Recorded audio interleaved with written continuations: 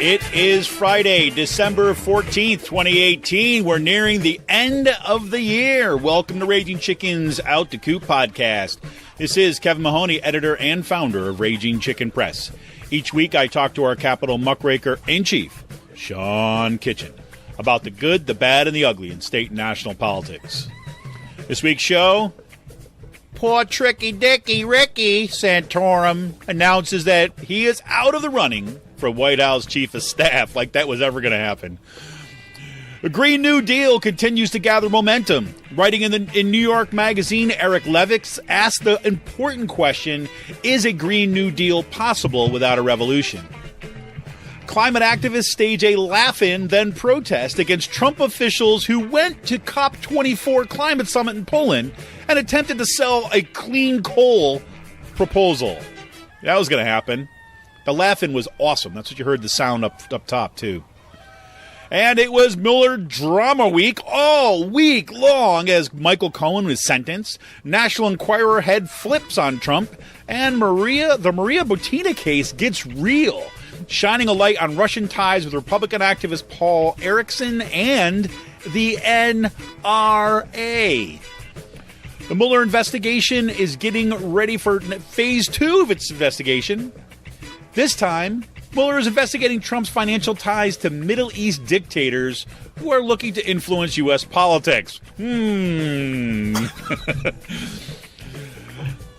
week also, the Trump organization rolled back Obama-era water protections, reopening small streams and wetlands to corporate contamination.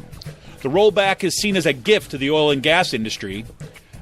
Some large-scale farmers and home builders were also quite happy. That means, just to bring it home, about 40% of the streams in Pennsylvania will now be vulnerable. Will a last-minute push to bring net neutrality bring back net neutrality be nixed by Democrats flush with telecom cash? Well, check out demsagainstthe.net. That's demsagainstthe.net to see which Democrats have not signed on. And Mary Gay Scanlon was one of the 4 Democrats in PA unwilling to move to a vote. But it looks like a bunch of pressure worked. She has since changed her mind, is now supporting the attempts. And this week, of course, Chuck and Nancy did the Oval Office. Dun, dun, dun. Mike Pence, Mr. Roboto. Today's PA focus, media outlets across the state are finally starting to give it to Senate Republicans for their blatant attack on our democracy by threatening not to seat Lindsey Williams. The Post-Gazette told Senate Republicans to let it go, because their fight represents a serious erosion. This is quote, represents a serious erosion not only of good faith, but the stability of our democracy. An incoming PA House Representative, Elizabeth Fiedler, released a co-sponsor memo advocating for fair workweek legislation for workers across the state. First you do it in Philly, then you do it across the state. That's what I like to hear. And today's last call, if you haven't checked it out yet, you should be watching National Geographic's Mars. In October, Mars Season 2 was launched, and it's just as good as Season 1. The latest episode, Episode 5, gets into corporate corruption and greed. Well worth the time. And this week, Virgin Galactic reached the edge of space with their Spaceship Two. And Richard Branson hopes that heralds the launch of space tourism and more. And after fully recharging following his Oval Office Mr. Roboto power down, Mike Pence will be heading to Cape Canaveral for Tuesday's launch of first Air Force GPS-3 satellite atop of a Falcon 9 SpaceX rocket. Yeah, that helps. Satellite's gonna help guide missiles, so make you feel all cozy inside. And according to Deputy Defense Secretary Patrick Shanahan, Space Force is now on its final approach. Great free will news this week. Triple can release, all-day Christmas dinner, and beer and breakfast with Santa. We'll get into that in today's last call. Tune into The Rick Smith Show on Free Speech TV this and every Saturday at 7 p.m. Eastern.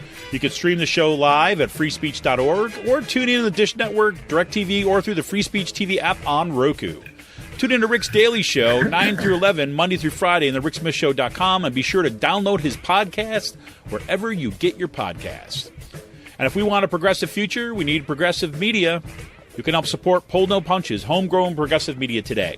Become a member of Raging Chicken Press for as little as $5 a month. Simply go to patreon.com/rcpress and choose your membership level.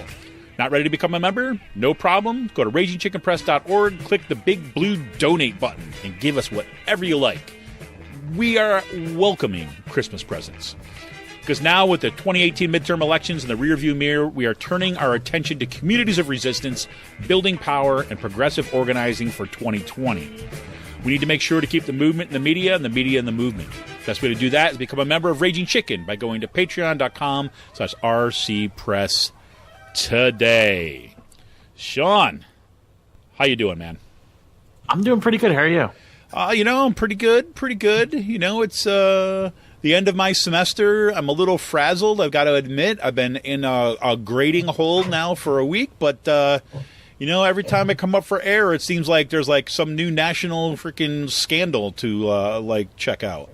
The biggest of which, has PA origins. Oh yeah, what's that? Tricky Ricky. Oh yeah. Rick Santorum announced that he will not be working in the White House as White House chief of staff. Yeah. Like I said, boom! Biggest scandal of the week. Scandal of the week. Santorum out. Nobody knows why. Right? I'm sure it's like when he sat down for an interview with Trump, right? He sat down and he said, and Trump said, Rick, your name Rick or Dick? What is it? I don't know what it is. But Santorum, what the hell is that? It sounds like a disease to me. But anyways, what is it? What would your first initiative be? And Rick Santorum things like, okay, first number one thing, no birth control in the Oval Office. And Trump was like, you're out of here.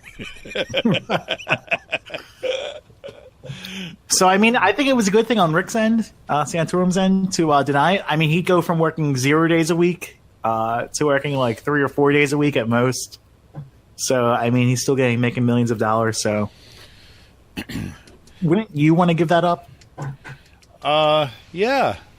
Come go on now. Work in a circus? Sure. Circus is fun.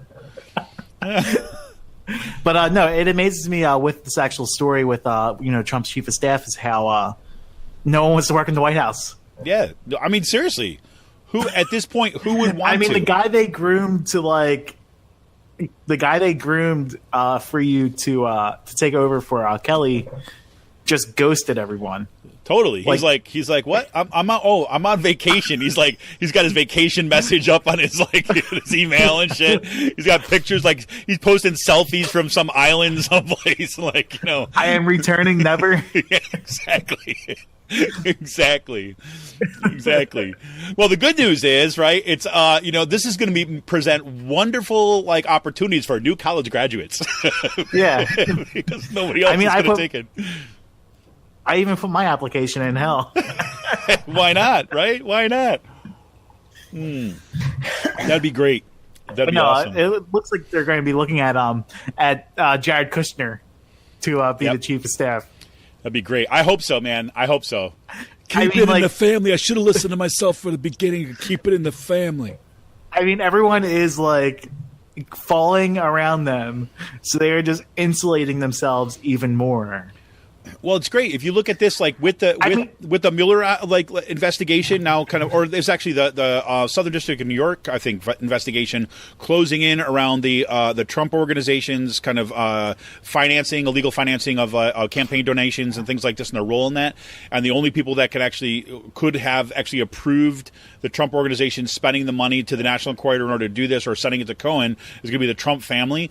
So the idea to actually just consolidate the family in the Oval Office makes sense, right? I mean, everyone's together. Yeah, it is like The Godfather. It totally is. Look, we've said this for a long time. It's like we've said this from the beginning of the Trump administration. Look, if you want to understand this, you can't look at this through a political lens. You got to look at it through a mob lens. That's how this is running. Yeah, I mean, if and it's how they're investigating him too. Exactly, which is how you do it, right? That's been, well, let's jump to that. Let's jump to the kind of the Mueller investigation this week, because it was. I mean, look, we were starting to see more of actually what that investigation has produced. The stuff coming out of the Southern District of New York, and stuff coming from Mueller's investigation. We saw Michael Cohen getting sentenced, a pretty stern sentence for what is 3 years. We saw that now we know that the head David, I think his first name was David, last name was Pecker, so fitting. Pecker, for the guy at the head of American Media Incorporated, the people from National Inquirer, they were given a kind of non-prosecution agreement, basically to flip on Trump and confirm stuff with Cohen. We now know that he basically said yes. The understanding was, when he met with Cohen to pay off Karen McDougal, and that they were doing it in order to prevent this from getting out into the media cycle during the campaign. So there you go. And we now know that the accountant, the longtime family accountant of the Trumps, that was running the Trump organization for years, he's also been given immunity, right? So, I mean, that's some serious, hardcore follow the money stuff. And the crimes that they're being, committed with, they're committing and getting charged with and convicted of are like mob related crimes. They're classic money laundering crimes. And for me, I feel like the Southern District investigation is going to be the one that brings them down, because I feel like the Trump organization is just going to have, there's not like one or two felonies sitting here. I mean, there's probably tons of felonies committed with this organization, going back years. Yeah, I agree. I won't be surprised if there's a mountain of just shit they uncover with the Trump organization, simply because the family became one of the most influential players in the country. I mean, you think this is one of the consequences of becoming president now. Decades of dealing with the Russians and Saudis is now going to be, investigated, because those are the only people who are going to give you money. Yep. Yeah, I mean, this isn't really surprising stuff once you really look at it. No, and I think that and what's interesting to see the kind of layers of what's coming out. It says, if you remember, throughout this investigation, the Mueller team would actually start to hand off certain aspects of what they were uncovering to other district attorneys, right? Other district offices. So, for example, this one, the Southern District of New York, all this stuff around the kind of Trump organization and that financing stuff, the Mueller team has kind of let that go, right? Let that go and said, pass it off to them, because in a sense, the argument has been, at least what people are saying, is that it's because it wasn't the prime focus of his charge. Right, so that was the reason why they said that he held so tightly onto Manafort, right? Because Manafort was directly connected to these people in Russia, right? So all the stuff that's directly connected to the Russia investigation, well, I should say almost all of it, Russia investigation has been stayed with Mueller, and then Mueller has actually kind of been sending this off and kind of to other district attorney offices. So it's really fascinating to see that happening. Attorney General's office, I should say. Really fascinating to see the Southern District of New York handle all that stuff, because, man, they're hard nosed too as well. Those folks are no joke. Yeah, and it's going to be interesting to see if there's any blowback from all of this. I would like to say, the metaphor I was using. This is you hit the fuse box in the old cartoons with dynamite. Like, I mean, the fuse has been lit. Yeah. Like, you're not like stopping that fuse from going to the sticks of dynamite on the other end.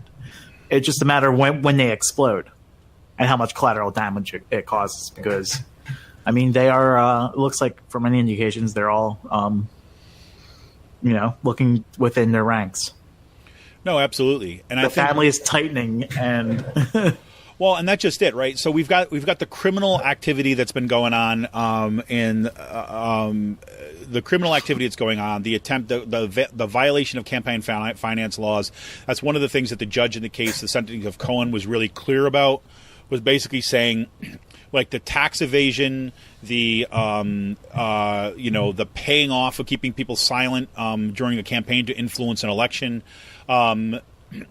Lying to Congress, that all of these three things were basically showed an undermining of kind of core aspects of American democracy, right?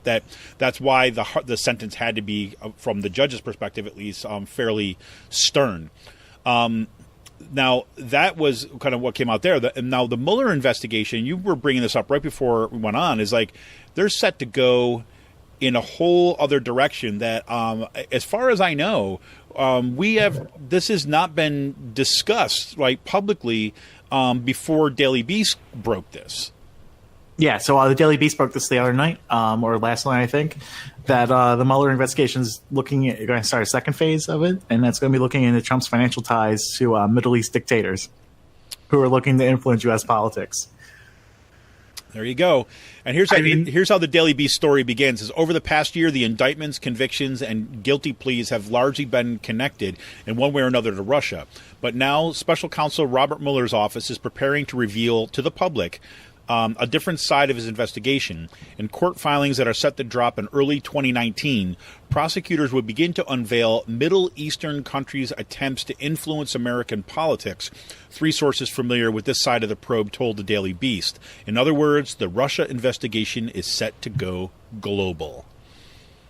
So, and I think that this is squarely focused on Jared Kushner.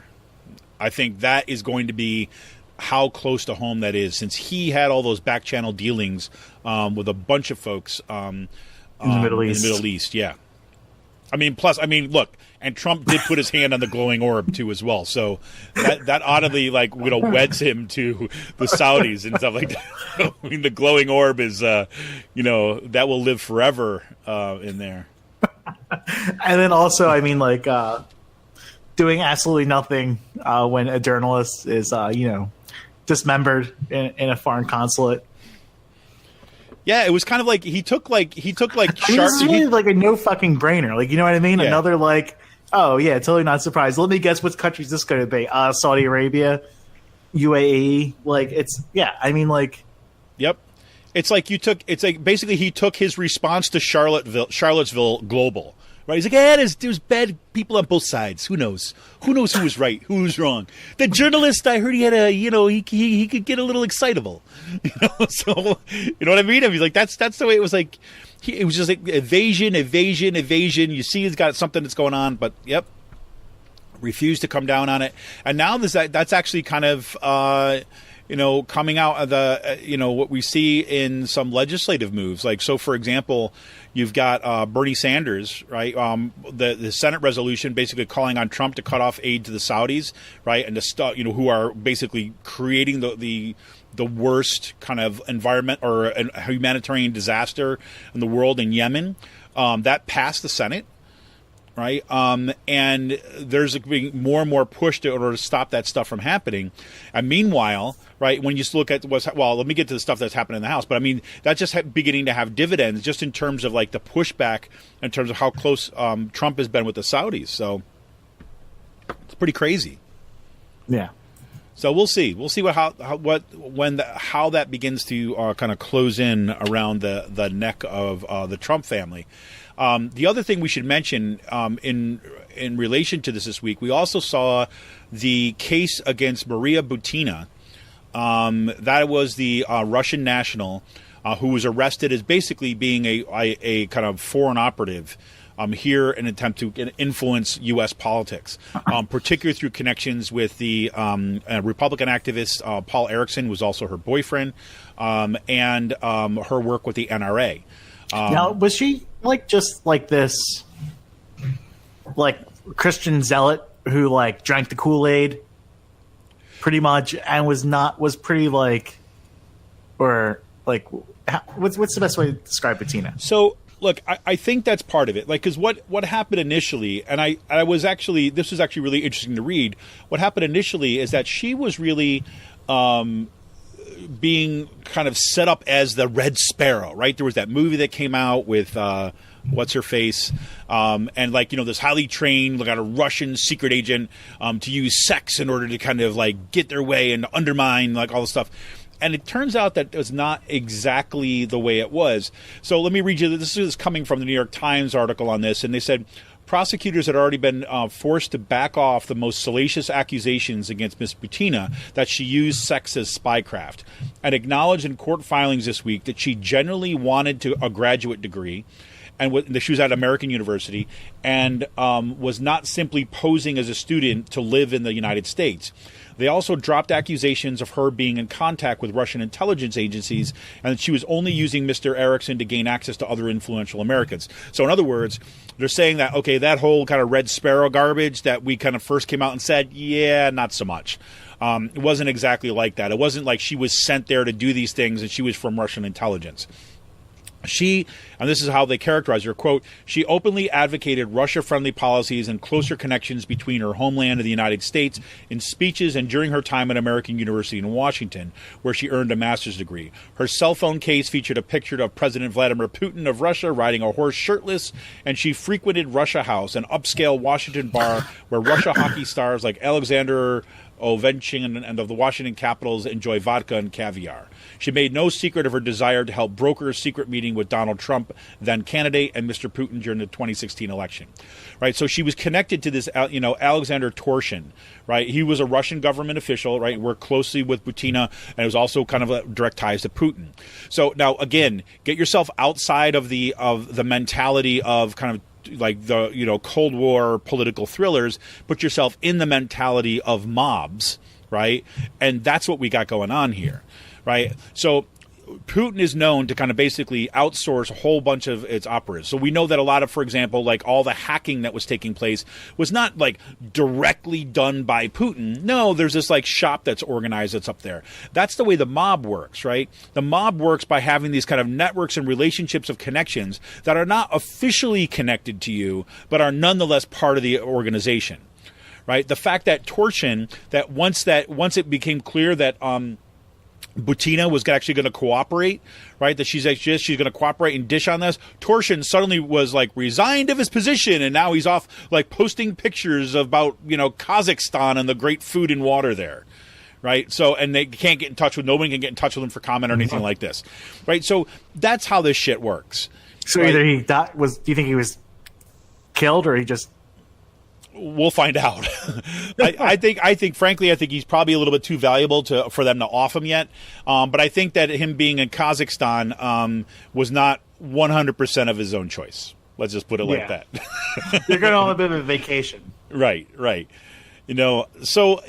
think I think Butina, at least from what I'm reading about it, it's more about, okay, look, she had some,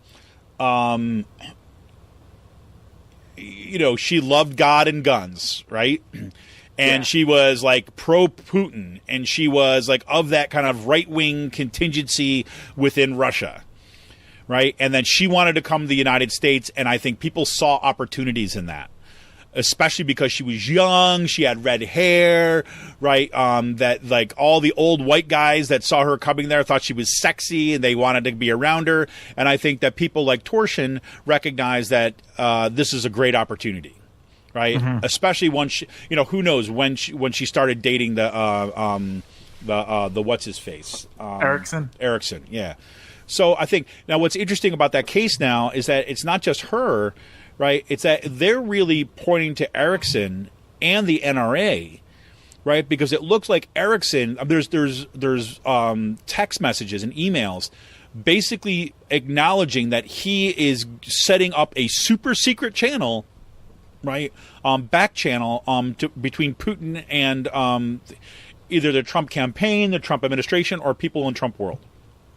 So this is a big issue. And then what's crazy about it is that while it's related to the Mueller thing, it's not Mueller's office that's doing this. This is coming. I think it's coming out of the D.C. If I have that right, D.C. district or something like this, where this case is being prosecuted. And they said that this is actually related to an ongoing FBI investigation that precedes the Mueller investigation. So which means that they saw some of this stuff that was happening with Erickson and some other kind of Republican operatives and NRA operatives before the Mueller investigation ever got launched. So that's been in the works for a while. Yes, this is going to be one to watch, right? Because I think if you're looking for the Russian ties and how that actually worked in practice, this is going to have, I think, an important role to play. So we'll see. Yeah. And I like the fact that now we're not just kind of like using kind of, I don't know, sexist tropes of kind of like women spies as a way to understand what's going on, but actually seeing that there's American Republican operatives that were kind of initiating a lot of this agenda, right? So that's good to see. Cool. Wow, that's a lot. Yeah, so that kind of happened. The other thing I want to go back to, just kind of circle back around a little bit to when I was talking about Bernie Sanders' Senate resolution about the Saudis and cutting off aid to the Saudis in the war against Yemen. What's interesting in this too, as well, is that cowardly Paul Ryan this week basically was successful in being able to push through a rules change that would prevent any attempt to raise the war powers resolution about kind of like cutting off funding for the Yemen and the Saudis. But he stuck it in the farm bill, right? Like on Tuesday, right before a vote, stuck it in a farm bill, right, as a way to do this. So basically, and that farm bill passed, right? The farm bill passed, and despite the fact that there was like 16 or 18 Republicans who defected from that, precisely because they were like, no, this is not appropriate. But thank goodness that they were saved by 5 Democrats. 5 Democrats came forward and said, "Oh, I'll bail you out." That's ridiculous. Yep. It was pretty nuts. So, yeah, let me see. The 5 Democrats, here they are: Jim Costa of California, Al Lawson of Florida, Colin Peterson of Minnesota, Dutch Ruppersberger of Maryland, and David Scott of Georgia. Right? And it was hilarious because when they were interviewed afterwards about why they would vote for this, right, prevented this, they were like, I don't know anything about Yemen. Why should Yemen stop the farm bill? Bullshit. Fucking bought and paid for. So if you want your list of people to primary, right, in the next election, there you go. Jim Costa. What's that? Are they part of the Third Way's Problem Solvers Caucus? They're part of something. It's a good question. I don't know if they are or not. I don't know. I guess they solved that problem, didn't they? Keep the kids dying in Yemen. That was their rallying point. Keep the kids dying. Keep the kids dying. I mean, seriously, every day they're saying like hundreds. Jim Costa, yes. Who else? Jim Costa. Yep. Let me get to the list again. Where is it? Jim Costa. Al Lawson of Florida. I don't see that, no. Colin Peterson of Minnesota. No. Dutch Ruppersberger of Maryland. No. Ruppersberger. And David Scott of Georgia. No, but Jim Costa's on there, so yeah, not surprising. Well, it's interesting because Jim Costa's name is going to come up again today when we get to talking about Democrats wavering on net neutrality. So, yes, he's front and center once again. So Jim Costa, California, primary target number 1 as far as today's reporting goes. So, yeah. Crazy. So that's going to be something interesting to watch. I mentioned up top, like, just know that as all this crap is going on, right, we're still seeing the kind of, the complete destruction of our environmental policy. as Obama basically passed. It was a clarification of the Clean Water Act. They put these change in the way that we're kind of figuring out what gets polluting, because there had been corporations that are basically, like oil and gas industry and these kind of big home builders and stuff. They were kind of like trying to say the Clean Water Act did not apply to like small streams. It was only major rivers and stuff. And so there had been a back and forth and litigation. So basically, Obama and his administration clarified this. They know it applies to wetlands and small streams. And that got a bunch of people pissed off, especially oil and gas industry and the coal industry that do like mountaintop removal, and the kind of fracking industry that are kind of putting all this the chemicals into the small streams. That just basically got rolled back. And so now, once again, green light go on polluting our streams and wetlands. And that's all happening, while nobody's watching, because the rest of the spotlights are so bright that the little spotlight on something like this is just completely drowned out. It's like trying to see a distant star in like when the moon's full. It's nuts, man. Nuts and Nancy. So let me just mention this about the net neutrality. This is, once again, I think this is really important, that Mary Gay Scanlon was basically had a front and center role this week, basically because there's one last ditch attempt basically to bring back net neutrality. If you remember, the FCC rolled back Obama-era net neutrality rules, which basically, we should say, the net neutrality rules were basically just a codification of existing practices, right? So the thing is that everybody who accesses the internet should kind of, have equal access to it. Whether if you're a small business, if you're a kind of like a little organization like Raging Chicken Press, or if you're a telecom, right? One organization should not have the power to throttle the speed of your internet connection based upon their ownership rules. Now, obviously, Comcast and Verizon and the internet service providers basically wanted this as what we're pushing to have, control over what speed they delivered content. So basically, with Comcast, right, they probably would want to make sure that NBC, and that's NBC, and was kind of gave you full speed. Why? Because they own NBC. While maybe their competitors over at ABC, to the Disney people, maybe that's going to be a little slower. Right, that kind of stuff. Or if you want to have high speed and you're just an individual, like a small group like Raging Chicken Press, you could pay to get that premium access, right? But you're not going to get that at your base rate. So net neutrality is basically no. Internet's free. Everyone gets equal access to this stuff, regardless of where you come into this, right? And the FCC changed the regulations, right? Thanks to Ajit Pai, right, and his giant stupid ass Hershey's or Reese's Pieces cup mug. Basically rolled back those things and basically gave the power over to Comcast. Now, there's one last attempt to basically, so procedures in terms of like congressional oversight of the FCC, they have the ability to overturn these FCC rules, right? The Senate has already voted to approve this. They only need a third of people to sign on to basically call for a vote. It's still unclear whether or not that vote will pass to overturn that or not, but they want to call for the vote. But in order to get the vote in the House, they have to have a majority. Right, so it's 218, right? 218 members or something like that, or how many? Something like that. They have to have the majority of people in order to kind of to get a vote on whether they should overturn those rules. The problem is right now is that most of the Republicans are going to, side with the big telecoms and things like this, the big money. Not all of them, though. The more libertarian-leaning folks may come over to the side want net neutrality. They were pretty pissed off by this. But there's a bunch of Democrats that who get huge donations from telecom, who basically haven't said that they're going to vote in order to have a vote, right? That they weren't actually all behind this. And Mary Gay Scanlon was one of the big ones because her second largest contributor, right, is Comcast, right? And Comcast poured tons of money into her campaign. So she was front and center in an article that was put out by Gizmodo this week. Her picture was on the front cover and all this stuff. And the people for who was it? I'm just spacing their name. Net neutrality activists Fight the Future, and these folks basically have a page that's called what do I have it there? Dems Against the .net. right?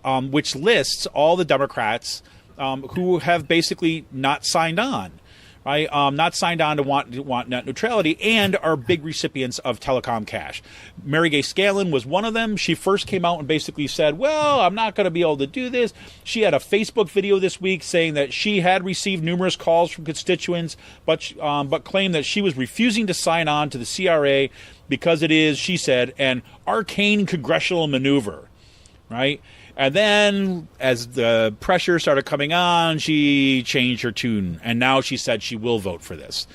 But that still means that we have more Democrats, especially 4 right here in Pennsylvania, that we can put pressure on. So, one, Representative Brandon Boyle got $52,700 from internet service providers.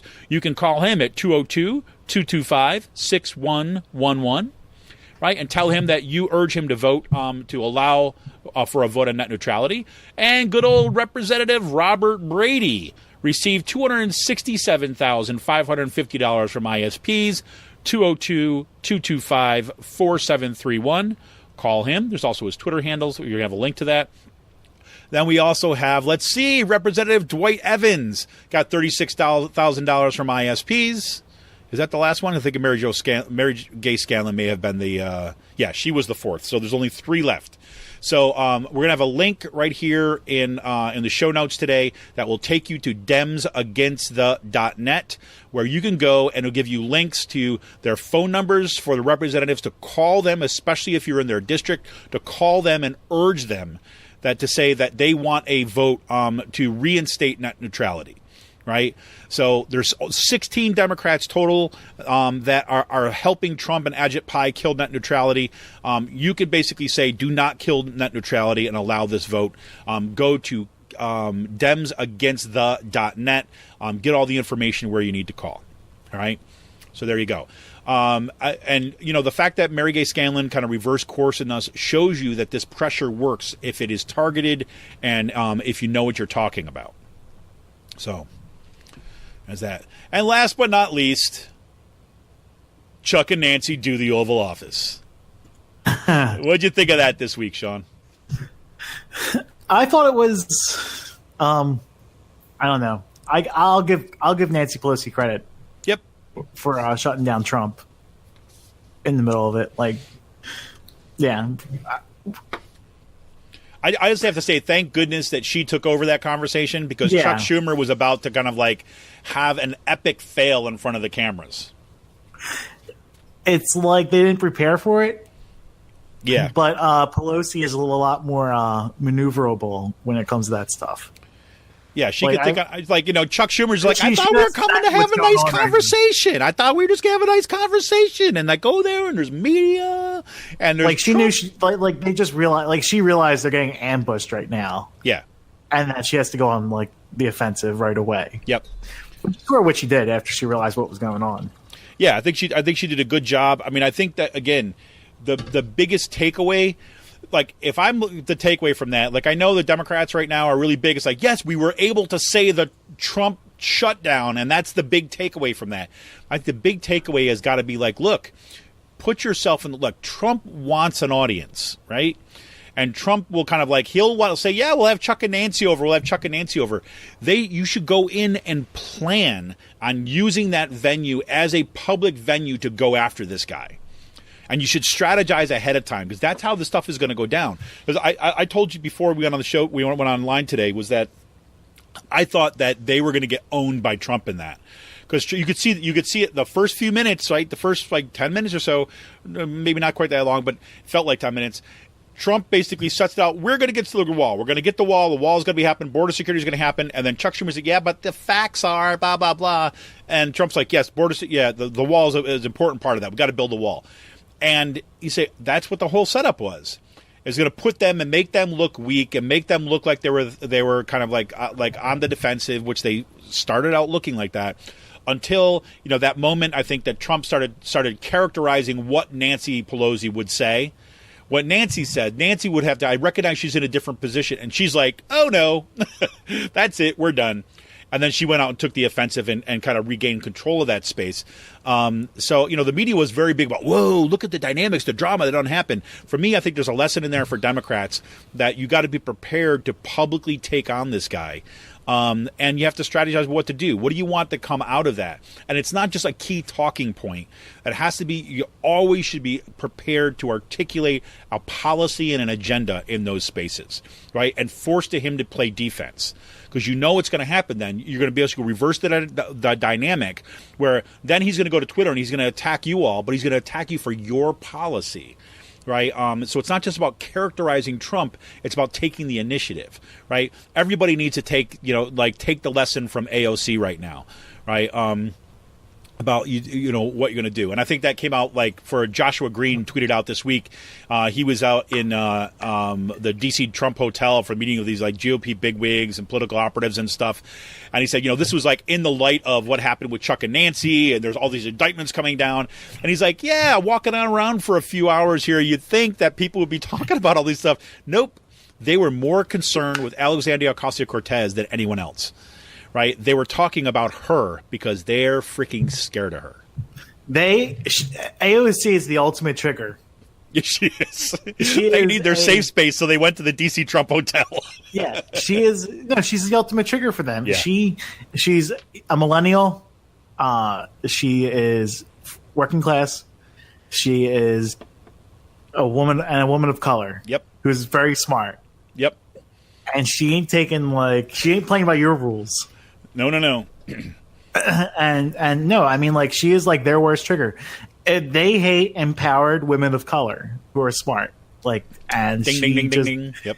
It's all the fucking check boxes. Oh man. Man. I mean, they are a party of white identity politics, and they absolutely hate the fact that there are rising women of color within the Democratic Party who are going to kick their ass pretty much. Yeah. Oman, Tlaib, AOC, there you go. They know it's coming. Exactly. It's freaking awesome. Well, yeah. I have to say, the one thing I never thought I would say this, Sean, but after a week like this, especially after what's happened in the Mueller investigations, I never thought that I could say that Jeff Sessions would be newly relevant to these conversations. So let's just do the rundown a little bit here. So, hey, Michael Cohen, what's up? You're going to the jail. That's a felony also. Hey, Robert Mueller. You're going to the jail. Hey, Trump. You're going to the jail. That's a felony also. Yes, ladies and gentlemen, the return of Jeff Sessions to our soundboard. You're going to the jail. I think that's a good place to wind this segment up as any. Once again, Jeff Sessions. That's everybody. A felony also. All right, this is Kevin Mahoney, editor and founder of Raging Chicken Press. I want to remind you to become a member of Raging Chicken for as little as $5 a month. Simply go to patreon.com/rcpress. We'll be right back after this with yet more. You're going to the jail.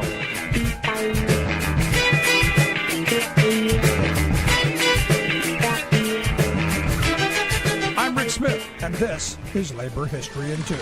On this day in labor history, the year was 1990. That was the day that 20,000 workers in the city of Fez, in the North African country of Morocco, went out on strike. Austerity measures had hit the country's working people hard during the 1980s. A drought had made the situation even worse. Unemployment rates for those under 21 had soared to higher than 30%. Two labor unions, the General Workers' Trade Union and the Democratic Confederation of Labor, called for a general strike. Government officials agreed to meet with the unions to discuss their demands. But the government would not agree to specific wage increases. Plans for the general strike moved forward. It is estimated that more than half of the Fez workforce participated in the general strike. Large numbers of workers in other Moroccan cities also participated in the action. In Fez, bus drivers showed their solidarity by joining the strike. In response, the government attempted to keep bus service going by putting police and soldiers behind the wheel. This angered many of the young demonstrators, and some threw stones at the scab drivers. Armed forces clashed violently with the strikers. The government claimed the strikers started the violence. The protesters pointed toward the police. A fire was started at the five-star Hotel Menendez in Fez. Other symbols of wealth, such as limousines, car dealerships, and banks, were also damaged. After the 24-day strike, Moroccan officials claimed that 2 demonstrators had been killed. But human rights groups disputed that number and said 33 had been killed. Many more were injured. Hundreds were arrested. After the strike, the government agreed to raise wages by 15%. Many protesters were tried for their participation in the demonstrations. Some received prison sentences as long as 10 years. Like what you hear? Check out more at laborhistoryin2.com. Welcome back to Raging Chickens Out the Coop podcast. It's our PA focus. PA, Pennsylvania focus. I have to admit, look, right up top, everybody, that like I said, I've been kind of in a grading hole. And so while it's pretty easy to kind of like put on my podcast and stay abreast of what's happening nationwide, I have been a little lax when it comes to Pennsylvania. So, I know, but good thing is that Sean at least had one ear to the ground this week, so we've got some things that are going on. Yeah. So Sean, take us through a couple of the stories of the week. So I have just been like, just still enjoying the break between. I'm getting ready for the new session to start in the next couple of weeks. Yeah. On January 1st. So, I've been busy. One of the things I think we've been talking about for a while, since before the election, was the issue with happening out in Pittsburgh with Lindsey Williams, and we were actually probably one of the first people to talk about, at least privately, the Republicans are probably not going to try not to seat her. Mm-hmm. Like we had these conversations over a month ago, when this story was coming out, and the Post-Gazette told them to let it go. Just let it go. Let it go. Let it go. Yeah. And they put out a pretty strong worded op-ed, and pretty much they ended it saying that this fight going on with the Republican leadership represents serious erosion not only of good faith but the stability of our democracy. That's something. Yeah, and that's what we're getting at with this story now. Will Bunch put out a column, going after the same thing as Democratic this attack on the literally democracy, and they're really just doing it for a technicality. Yep. Which is the worst part. Which is the not also surprising part about this. Right, and again, this would be the thing. We were talking a little bit about this before we started recording today too, as well. I mean, this is the kind of thing that the Pennsylvania Democrats should be digging in for a battle on this. Right, this is the opportunity to take the offensive in the state. And kind of show what they've been doing. I mean, look, this is the Republican Party that has basically gerrymandered the state in such a way that, you can get the vast majority of votes in the state and still end up being in the minority in the state house. Right? So you got to be in a position where you're going to see this as an attack on voter rights. You have to see this as an attack on democratic process, and you have to see this as an attack, again, as the Post-Gazette said, right, the stability of our democracy. And if you start from that position, you are in a much better place than, trying to maybe, think maybe we should horse trade behind the scenes so this all goes away. You know what I'm saying? Yeah, no, I know exactly what you're saying. And I know the first thing you have to be out there saying is like, exactly, this is an attack on democracy. Like, this is an attack on voter rights. I mean, if you're so worried about the Constitution being an issue here, I mean, this is the party that passed voter ID. This is passed the young constitutional charter school stuff, going after Act 13, going after these congressional gerrymandered maps. I mean, like, everything major legislative policy piece that Republicans have managed to put out in the past 10 years has been ruled unconstitutional by the Supreme Courts. Yep. I mean, in this decade alone, since Corbett was in office. Absolutely. And they are using this like small technicality to say that that she is fast and loose with the democracy. Like, that's what the Republican Party said this week. There you go.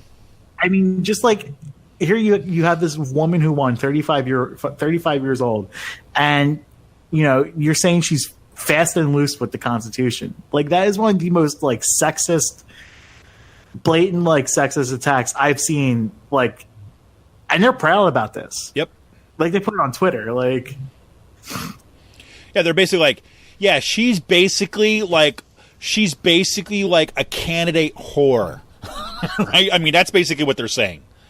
Right. Yeah. I mean, she sleeps around. I mean, she like plays fast and loose with the Constitution. Right. I mean, that component to kind of what they're doing. And of course, it's part and parcel for the Democratic Party. I mean, for the Republican Party.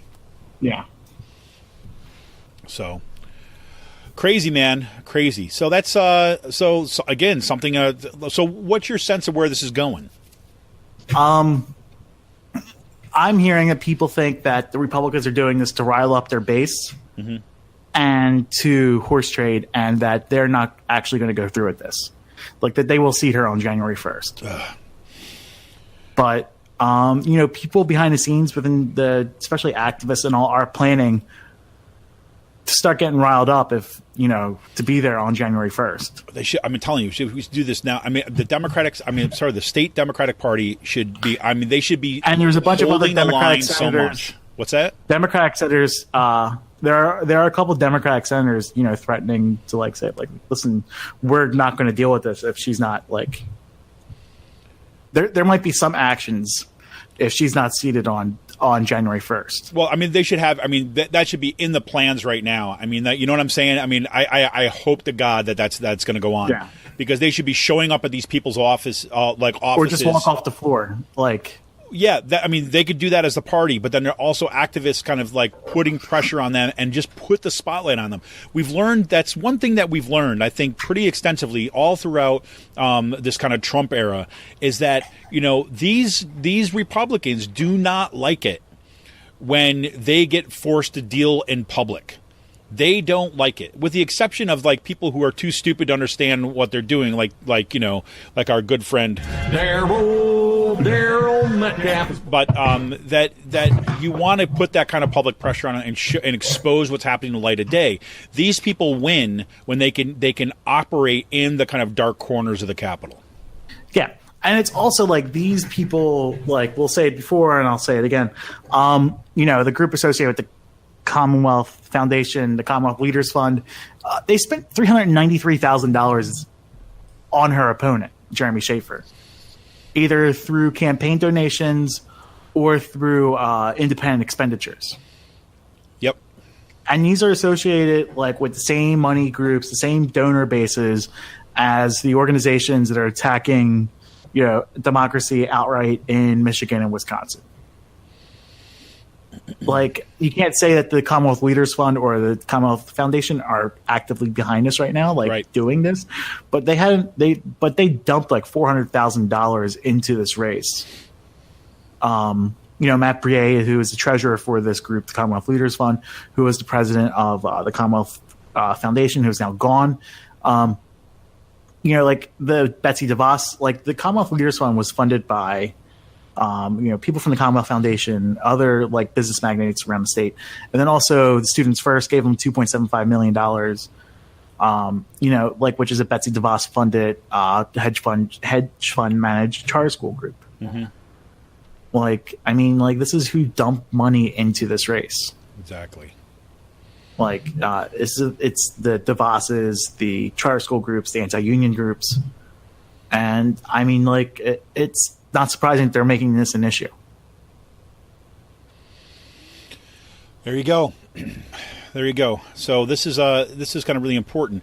And I just want to remind everybody too as well is like, Lindsey Williams, she's just not some rando candidate either. I mean, Lindsey Williams is a really solid progressive candidate. Yeah. That she's, again, she was fired from her job for forming Union National Whistleblower Center. She worked for the Teamsters afterwards. And she then moved back up to Pennsylvania to be an organizer with the Pittsburgh Federation of Teachers. Mm-hmm. So she's been a union organizer for the past, 6 or 7 years now. Yeah, and let's remember, during her campaign, too, as well, is that you had her opponent, like Jeremy Schaefer, right, basically targeted her as, like, with all sorts of, with ads that basically had an actor in Soviet garb and signs and basically labeled her a socialist and was trying to do the whole red baiting stuff. And at the same time, as Lindsey Williams actively sought the endorsement of DSA out there in Pittsburgh. Now, she didn't get the endorsement. I guess it was a fairly close vote, from my understanding. But she has aligned herself with labor, with progressive, right, and has not had an issue with like asking for kind of the endorsements of groups like the DSA. That's really important. Yeah, I know. So, I mean, they're pissed that their guy lost the seat in the primary in Randy Volakovich, a well-liked Republican, and like they're now super pissed that they lost the race to that the race went blue. Right. A race that was supposed to stay Republican for decades. Yep. Became a Democratic seat that they draw on intentionally with the gerrymanders and stuff like that. There you go. And then we also got some news this week from Elizabeth Fiedler. Well, I was going to say there's going to be a special election happening out in Western PA. Guy Ravensall became a congressman from out there. He was a Republican Senate in this district, like right next to Lindsey Williams' district. That's a Hillary Clinton district. That went 3 or 4 points for Clinton. So there's going to be a contested Senate race happening out in right next to Lindsey Williams' district. Nice. So there might be two special. I mean, like that's the thing. So That you heard it here. That's it. Yeah. So take that. Fuck you. Put that in your pipe and smoke it, people. I mean, there's going to be repercussions if you choose not to seat Lindsey Williams. Yes. And you're going to piss off a bunch of people in that region. There you go. Yeah. Let's see. So then we also got some news from Elizabeth Fiedler this week. Yes, we do. Do tell. She introduced Fair Work Week legislation that recently passed in Philadelphia City Council. She said she's going to introduce that legislation, a packet of bills, sometime next year, and that she wants to work on that. Obviously, it's going to be an uphill battle with the Republicans, but I mean, these young freshman Democrats, they're coming into the State House, so they're not going to be quiet and sit back on things. So it's good to see them taking a step. Yeah, exactly. And again, this is the perfect example of yes, it's going to be an uphill battle. You don't let the uphill battle, right, determine what you do, right? This is like out of the gates, the fact that she's coming forward and basically saying, look, we just won this in Philadelphia. Right, everyone in Pennsylvania deserves this, and now we're going to advocate for this for workers across the state, right? And saying look, and it's coming from a DSA elected candidate. Exactly. And this is where it's saying so naysayers be damned, right? Democratic machine politic people be damned. We're going to start pushing this and start setting the agenda. Because if this kind of stuff never gets out there and gets advocated for and pushed, then people don't even know that it's out there. It never happens. Right. And then it becomes a self-fulfilling prophecy. So if anything, we see at the national level, you have Alexandria Ocasio-Cortez, right, as, the most visible example, right, of what it means to start pushing an agenda. I mean, whenever have we been taught that we were talking about a Green New Deal, right, until she started kind of pushing it. It's not that people haven't been advocating it before, but it's been, happening on the margins of stuff. She brought that front and center. And right? look how like someone like her changed the Overton window on that. Totally, like overnight, practically. Yeah, like shifted it so far to the left, like in an insane amount of time. Right. You think about like the Green New Deal. So the question is like the Green New, like now there's articles that are coming out, right? That the argument is not over whether or not we should have a Green New Deal, but whether or not that we should, like, to what degree we allow corporate interest to determine what that looks like. I mean, what? I mean, that's freaking amazing. Yeah. I mean, that's incredible. And I think that what we see here with Elizabeth Fiedler coming out with this co-sponsorship memo for a fair work week for across the state, it's the same kind of push. The same kind of push. And I hope we're going to see that from Summer Lee, and I hope we're going to see that from Sarah Innamorato as well. Yeah. So, and, you know, frankly, Lindsey Williams, I'm going to add her in there because I think, you know, for her coming in with battle tested right here is all the better.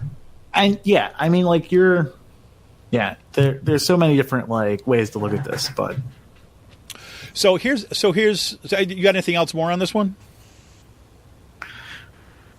No, I am no. I was looking at something else. Wait, hold on a second. I got something in my Twitter feed. Hold on, just hold on. Okay, no.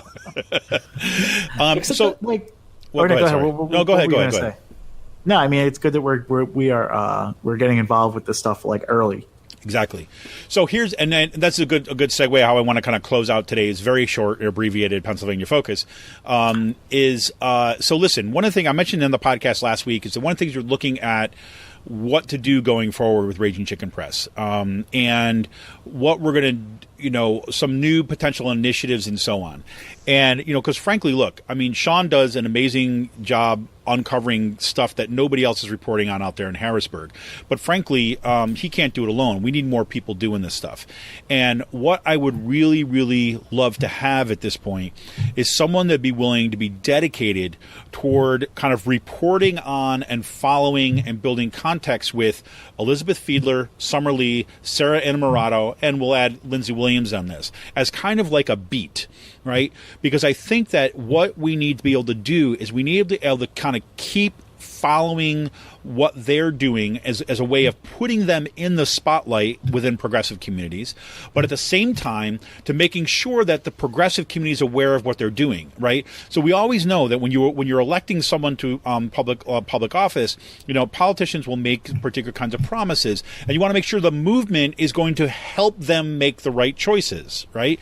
Because if they start to feel like they're isolated and there's nobody around anymore, and everybody went home after the elections and nobody's interested anymore, then they're going to be kind of influenced by what's happening inside of Harrisburg. So we want to make sure the movement is still there. And frankly, I have strong confidence that the movements that have emerged are going to be there. So I'm not so worried about that part.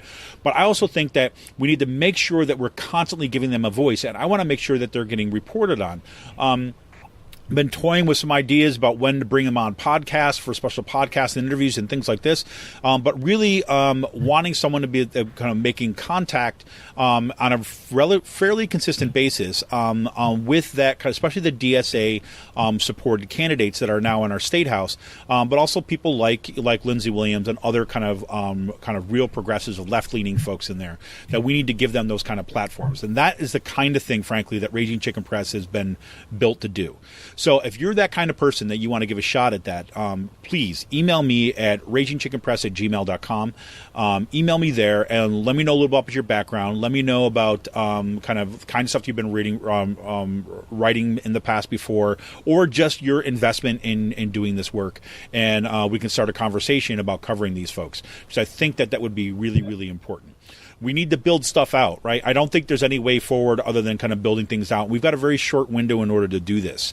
We've got a short window in order to do this, in part because 2020 is coming up really quickly. And if we want to be a strong presence and a continued presence in the state, we have to build out the people that are covering what's going on in Pennsylvania. So that's my pitch to all of you who are out there listening today. If you want to, or you know of other people who want to, you just kind of remember, shoot me an email, ragingchickenpress@gmail.com, and we can start talking. So anything else in Pennsylvania today, Sean?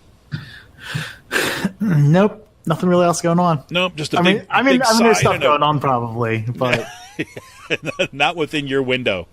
I mean, like, well, I'm watching what legislation's getting introduced and stuff like that, what co-sponsors are going around. So it's starting to buzz back up.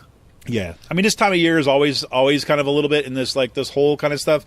It's a big holding pattern almost. Well, sort of, right? I mean, it's a holding pattern in part, but I think that, especially a week like this, when like national news has so dominated attention, that it's at least my attention too as well, limited attention I've had this week. It's easy to kind of like not remember, hey, there's a lot of shit that's going on right here in Pennsylvania that we should be focusing on, but. I really think the main story to be focusing on is what's happening with Lindsey Williams and making sure that she gets seated on January 1st, because this would just be a really unforced power grab. This is just a power grab from Republicans. Yeah. I think that's a good way of putting it. I mean, like, how are they going to act if they lose more seats in 2020 and 2022? So this is a precursor to that. Yeah, and I think that it's a good place to begin to assume they're going to act like they've always acted, right? I mean, and it'll embolden them further. Yeah, there was no condemnation from anyone when the Republicans were proposing to impeach over the gerrymandering decision, over the Fair Districts case. There was no condemnation when Pat Toomey endorsed doing this back in the summertime. Right. I mean, like this. Yeah, I mean, they've been getting away with it. They were getting more emboldened, and now like they're threatening not to seat someone. Yep. There we have it. Nothing but joy. This is a progression. Nothing but joy. Yeah. Cool. All right. That's just going to wrap it up for here. We'll be back just in a few minutes with today's last call. A little space news, a little beer news, who knows what else we'll come up with. So this is Kevin Mahoney, editor and founder of Raging Chicken Press. We'll be back right after this. You're going to the jail.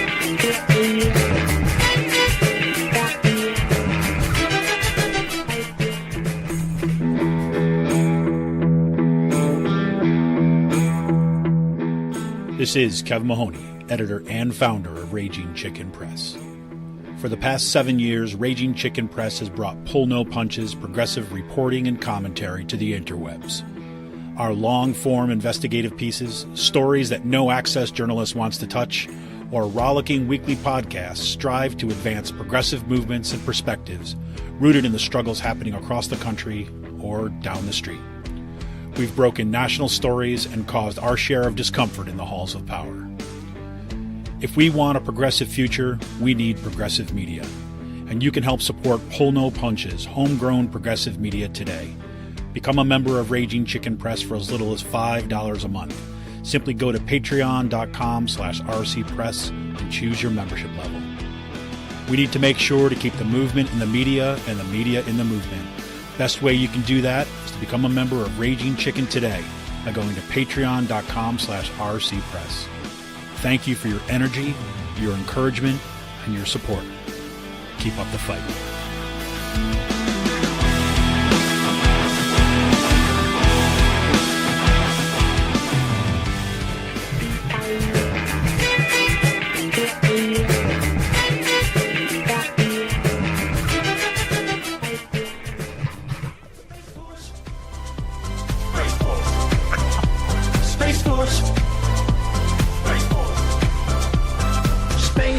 Space is a war-fighting domain, just like the land, air, and sea. Yes, ladies and gentlemen, Space Force. According to Deputy Defense Secretary Patrick Shanahan, Space Force is now in its, and I swear he used this words, final approach. So pretty much the clock is ticking down on the proposal for the Space Force, which Mike Pence has been tapped by President Trump to oversee the creation of the Space Force. And basically, at this meeting of a bunch of kind of corporate executives and all this kind of stuff, people, of course, had to ask about the Space Force. And it looks like, excuse me, it looks like the Shanahan was a little bit like, okay, you're going to make me talk about this. And basically said that they're in the final throes. They kind of one or two different approaches, and then they're going to be releasing it. And apparently, as early as today, it's the final proposal is going to be moved and being shopped around in the White House circles, and potentially on Capitol Hill, and put forward. And the reporting has it at this point that they're so Pence has been in charge by implementing President Trump's directive to stand up a Space Force by fiscal year 2020. So that was the order. So by 2020, which means that there's going to have to be a budgetary request in order to establish this stuff by 2020. So look for it, man. The Space Force is it's getting its wings, man. It's getting it with wings. I like to say that to me, like, since like Infrastructure Week has lost really its meaning. Yes. And like it's sort of like dull and boring. I think that like Space Force is the new Infrastructure Week for this administration. Space Force, like they start humming Space Force like that song when like Mueller investigation drops. Hey, and they're probably just like, all right, when's the next Space Force story coming out? Okay, let's talk about Space Force for the next 2 hours. Well, I'm like personally like completely ignore the elephant in the room. Yeah, I don't care about the investigation. What the fuck's happening with Space Force? Yeah, that's exactly it. Well, I would say, like I've said to you before too, as well, as like I think there's more to the Space Force than like I think, like I said, when the reason why we're talking about Space Force at all is because Trump opened his pie hole one day and the word Space Force came out, and then he was like, "Oh, that sounds kind of cool. That sounds like a movie. That sounds like something." And then he actually got some applause by it, which he misread as approval, which was actually just like hilarity, right? You know, thought that he was making a joke, but he's been staying on it. And Mike Pence is like, you know, like I said before, is like, he's like the space porn guy, right? Who basically thinks like, you know, like space is like, you know, getting closer. It keeps him alive. It's getting closer to God. I mean, like you got to get to the moon so that you can get closer to God. You see, that's so. Do you think that? Do you think that like that's what Mike Pence was thinking about? During the Oval Office thing, dude. With like the meeting that was going on, he was just thinking about Space Force the whole time. Man, I cannot wait for this Space Force proposal to come out because. Yeah, like, I really don't care what the hell is happening right in front of me right now. He's if people have not seen the video of that whole like Oval Office showdown, just like watch it just watch Mike Pence. Right? You can have the sound off too. Just watch Mike Pence. He looks like somebody turned him off in the corner. And he's like looks like he's got his eyes like in prayer or something at one point, but maybe that was it. Maybe it was like, "Lord, let me hold on long enough to see the Space Force a reality. Lord, I want to go to the moon. I want to get closer to you." Right? Just me and my wife, no other women, just men, just white men, white like the moon, white. Living in a totally straight colony. Right, exactly. But I do have to say is like, I think what I think is going to I mean, again, this is my my beating the dead horse, why I even talk about space news, other than the fact that I just think space is cool. It's because this is going to be the next play, the next big capitalist play. And this is galactic capitalism. And what has happened, if you follow the industry at all, as I kind of do because I geek out on the stuff, over the past several years, is like there's been these really interesting developments, but they've been scattered all over the place. I mean, they're really taking place in these small trade shows and stuff where, you know, there's all these kind of initiatives, really big in Silicon Valley, where there's some kind of like you know, people with basically billions of dollars to kick around, and basically, you know, the angel investors and all this other kind of stuff want to get behind some of this stuff. What Space Force has done, and having Mike Pence in the Oval Office and in the White House has done has helped again focus some of these people around tangible goals. So on the one hand has been the kind of corporatization, the privatization of the space industry that began under Obama. Right, when Obama shut down the space shuttle and basically said we're going to go to kind of like corporations for our solutions, and the Russians went for that too. That was step one. Step two is now consolidating it and thinking about this in a military thing. Why does that matter? Look, probably what's going to happen, my guess, is that the Pentagon actually is at least hinting that what they'd rather do is establish this Space Force within the existing structure. So like as a division of the Air Force, right? Because there's also a Space Command thing that's already in the Air Force, but make it more robust. What does that mean? That means more money going into the military, which means military contractors, the people that will be responsible for building this stuff, see this as a profit opportunity. That's really the game going on. So the game going on is like finding a way to publicly subsidize, right, the private space industry. That's what's happening. So there you go. And, they'll do it through the military, and which means that it's going to be like, Northrop Grumman. Right, exactly. Lockheed Martin, yes. Right, Boeing, right across the board. So that's what we can look at.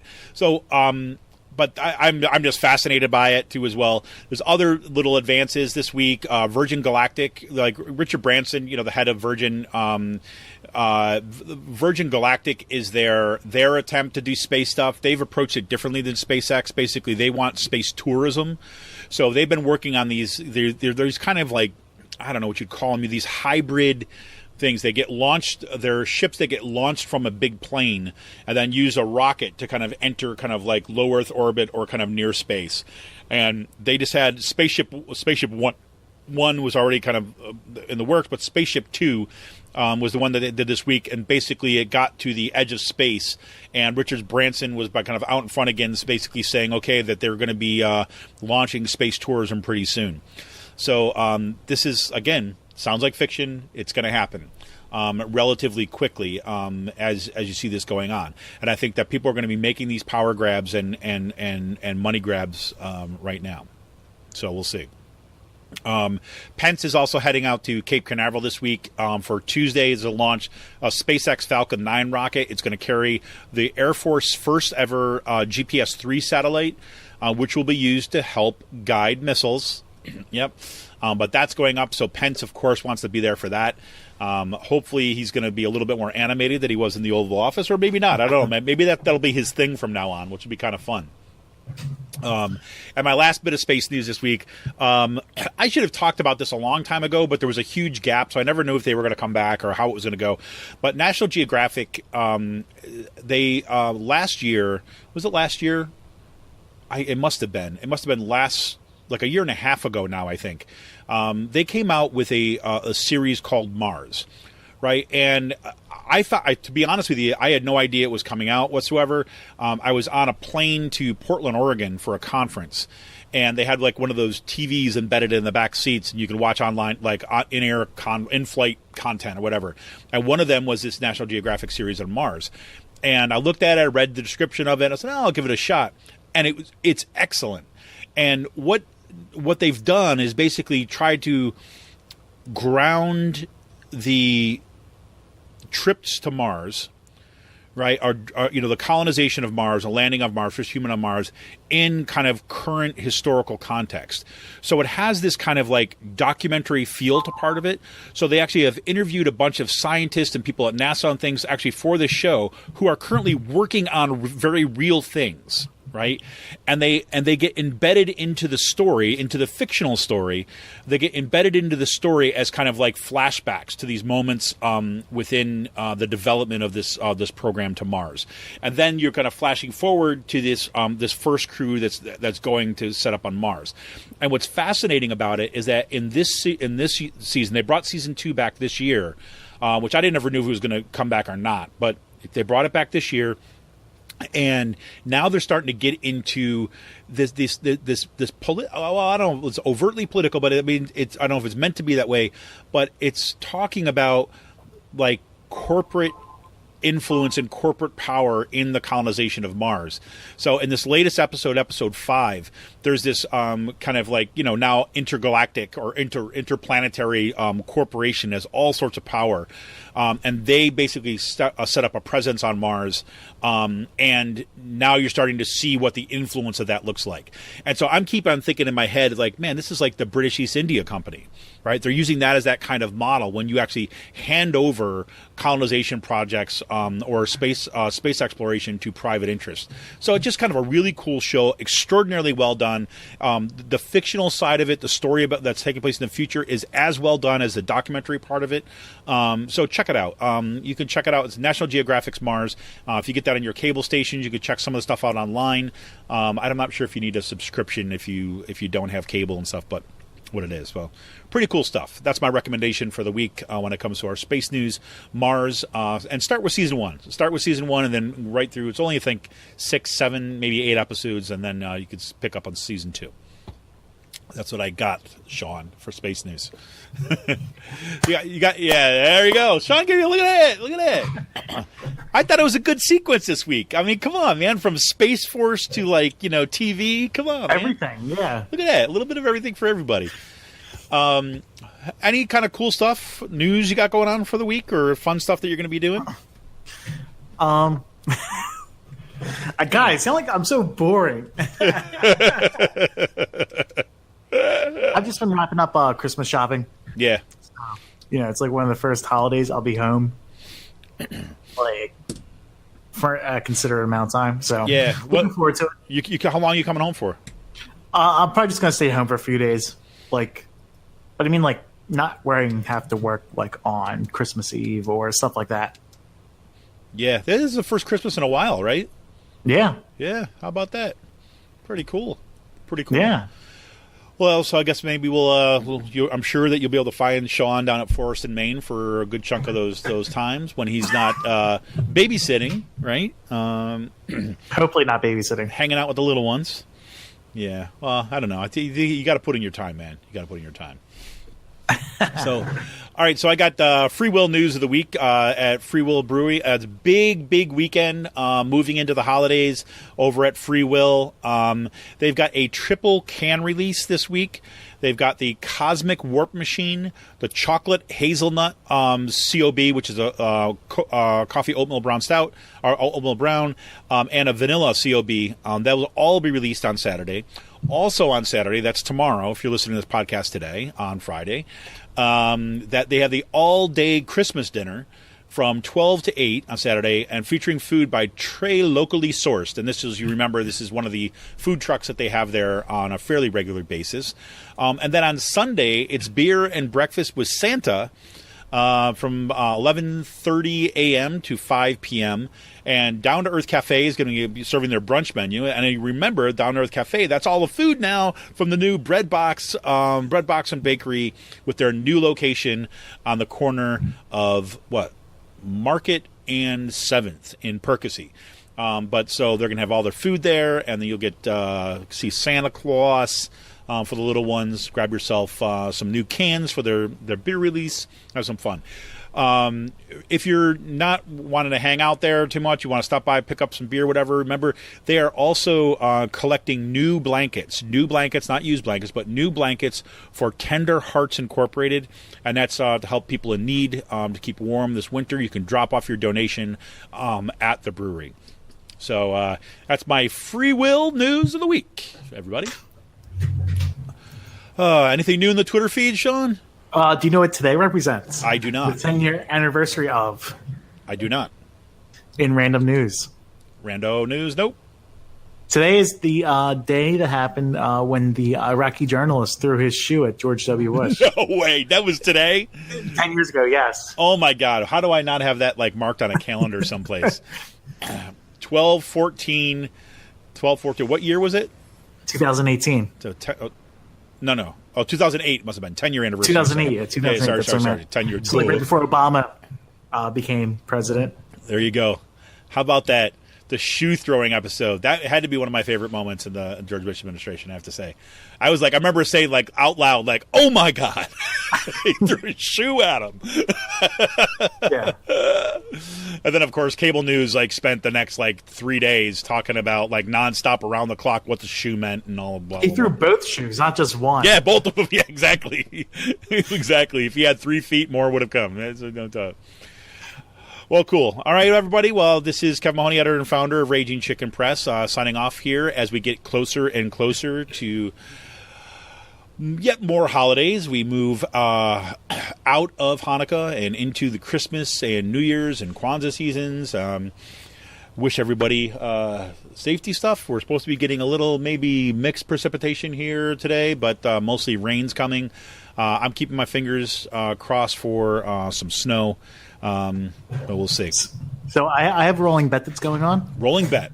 What will come down first? The Christmas tree on the state capitol, Or Donald Trump? or the final wrap from Scott Wagner's campaign office that is still on his State Street office building. Oh, definitely the Christmas tree will come down first. So what happens first? Wolf's inauguration or the vinyl wrap coming down? That's a tougher one. I mean, I'm surprised they haven't taken it off yet. I think the inauguration will come first. I think he'll take it down before the inauguration. But that means So the Christmas trees go. Wait, when's the inauguration? 14th or the 15th. So that means the tree's got to come down. Yeah. When does the tree normally come down? Probably like the week after Christmas. So I think the tree definitely comes down first, but I think the vinyl wrap comes off before the inauguration. Yeah. That's where I'm going to put my bets. You got a chart or something that you're keeping, or are you just like? I'm just still mystified that this thing is still on the fucking windows. Yeah. Oh man. I mean, I walk by the office every few days just to see if it's still there. Well, he better be careful because that might be some violation of some funds or some sort of rules or something. You're going to the jail. That might be reserved for him too as well. That's also a felony. Oh, yes, it is. That's a felony also. Well, good. Well, hey, everybody. We're wrapping this week up with a little Chewbacca. Remind everybody, if you can, become a member of Raging Chicken Press for as little as $5 a month. Simply go to patreon.com/rcpress today. We'll see you next week as we approach Christmas. Ho, ho, ho. Oh, Sean. See ya!